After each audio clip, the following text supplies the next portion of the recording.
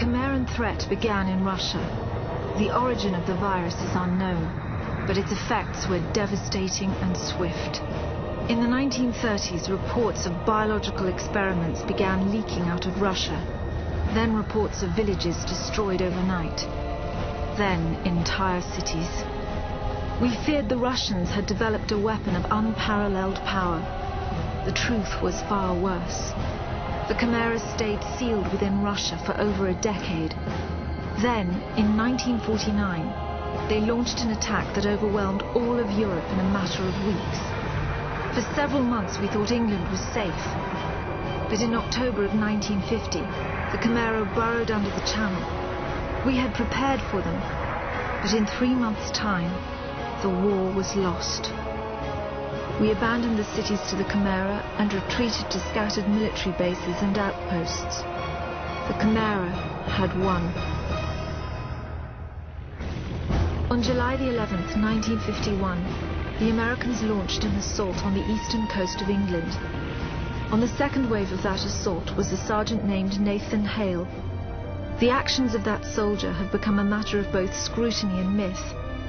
What follows are the known events of his life from July 11th to July the 14th, the day he was last seen.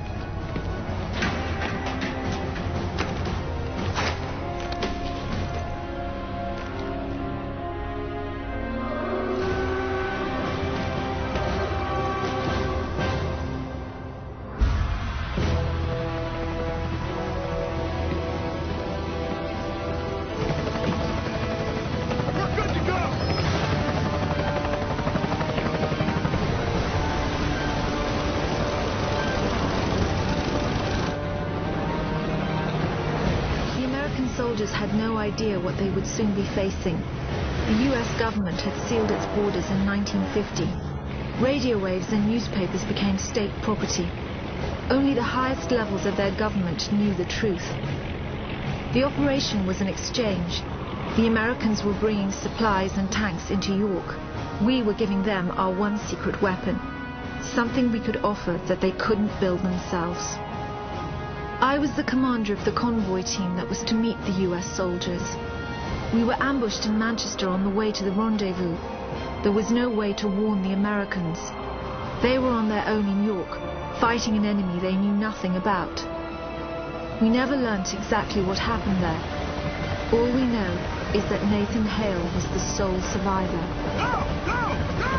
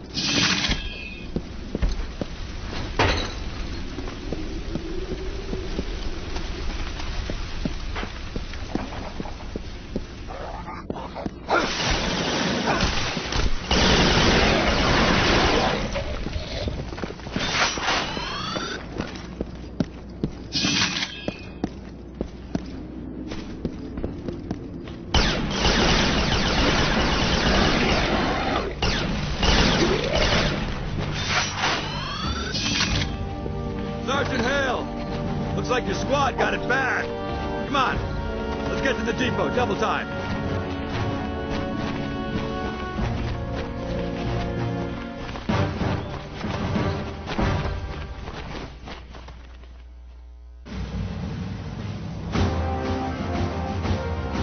Captain, you seeing this? What the hell is that?